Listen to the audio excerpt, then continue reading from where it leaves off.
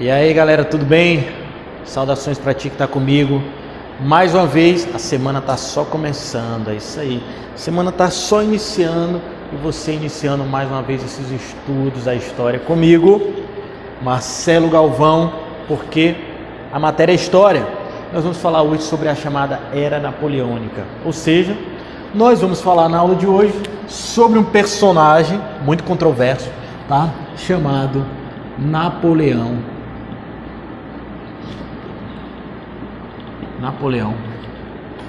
Bonaparte. Napoleão Bonaparte. Um vídeo interessante, é muito bacana falar dele, porque Napoleão Bonaparte, ele era um soldado raso no início da Revolução. Napoleão Bonaparte, pessoal, foi um indivíduo que foi criado dentro da Revolução Francesa. Exatamente. Ele, como foi criado dentro da Revolução, ele vai se aproveitar desse momento para quê? Para conseguir ascender, subir ao governo. É isso que ele vai fazer, tá? É exatamente isso que ele vai conseguir realizar, tá? Já em 1799 e permanecer até 1815. Exatamente. Vamos lá. Quem era Napoleão Bonaparte? Um soldado, ele era um militar, chegou à patente de general e ele caiu nas graças de quem logo após o diretório dos girondinos, né? Ele era um nome, ele era muito respeitado dentro, claro, dentro de quê? Dentro da ala militar. Tinha simpatizantes com o grupo dos jacobinos, que era a ala radical. Caiu nas graças do grupo dos girondinos, dos conservadores, e ele era um nome visto para o quê? Para conseguir unificar o poder, apaziguar toda aquela turbulência política que estava tendo na França. Ora, um dos primeiros atos que Napoleão fez quando ele adentrou o governo, é isso aí, quando ele adentrou o governo, qual foi? Ele, em 1799, né, claro, ok? O que ele fez, pessoal? Um dos primeiros atos foi, ele criou o Banco da França, criou o Banco da França.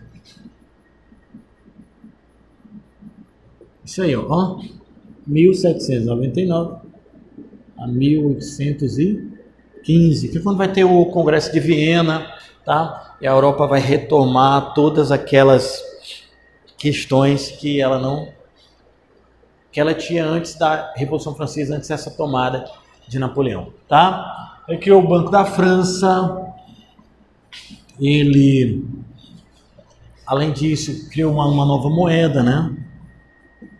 Criou o franco. O que era o franco? Era a moeda, né? Vou botar aqui, ó. Era uma moeda da França, uma moeda, dinheiro, né? Ele criou o franco. O Código Civil francês, né? Que vários códigos civis que estabelecem a relação de propriedade, governo, as relações entre pessoas, casamento, posse, ok? O Código Civil francês, tá? Várias sociedades, entre elas o Brasil, tem como base princípios desse código aqui, do Código Napoleônico da França, né? Ele fez prevalecer a distribuição de terras, ok? Fez para agradar quem? Para agradar aqui tanto os girondinos quanto os jacobinos, tá? Fez prevalecer a divisão de terras de 1793, né? Ok? Agradando aqui gregos e troianos, né? Aquela relação, né? Eu dou para os dois lados, né? Eu agrado a um e a outro, para quê? Para me conseguir unificar as forças, né? Ele fez reformas na política, reformas administrativas. Com o que isso? Para simplesmente conseguir manter o poder e tentar apaziguar toda aquela relação que estava tendo um turbilhão dentro da França. Outro detalhe que Napoleão fez, ele era amado, apaixonado, né? E trouxe aquele ideal de nação para a França. Um detalhe que ele fez aqui foi interessante. Olha isso aqui, ó. Ele criou o projeto de expansão do Império Francês, né? Tá? Expandiu as fronteiras da França, tá? Que ficou conhecido como o quê? As Guerras Napoleônicas, tá? Quem ficou conhecido como as Guerras Napoleônicas.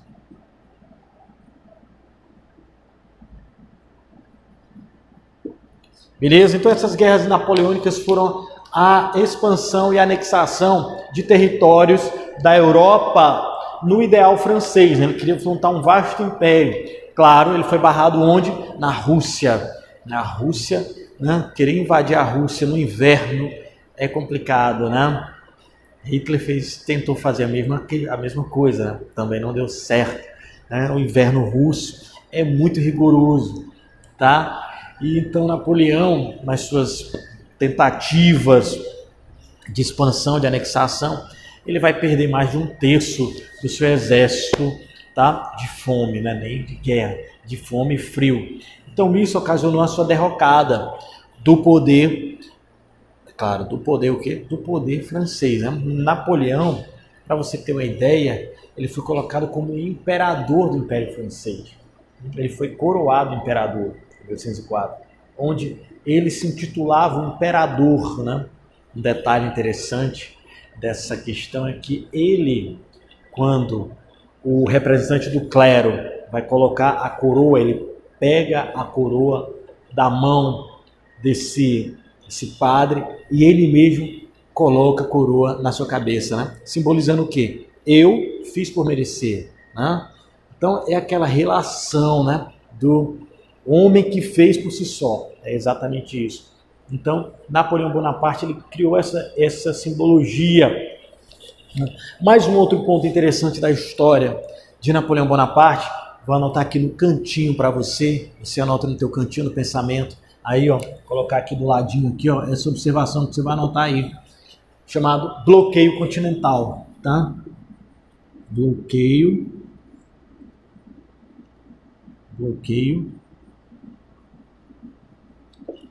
continental.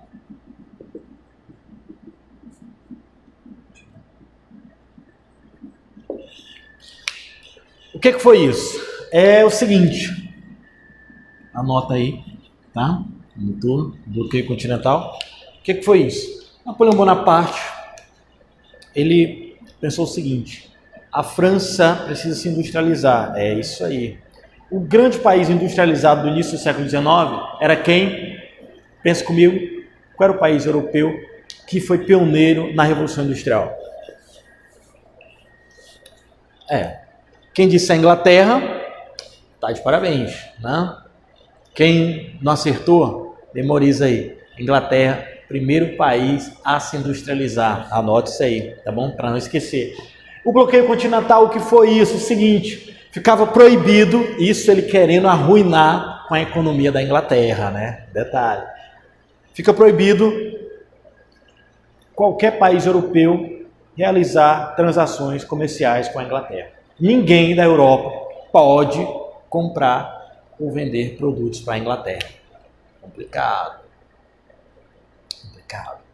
Por quê? O bloqueio continental, pessoal, para você ter uma ideia, né,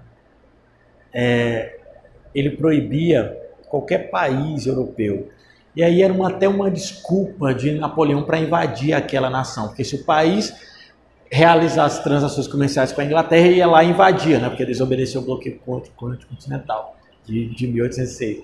E a partir do momento que ele desobedecesse, Napoleão invadia e colocava alguém que estava de seu interesse naquele país.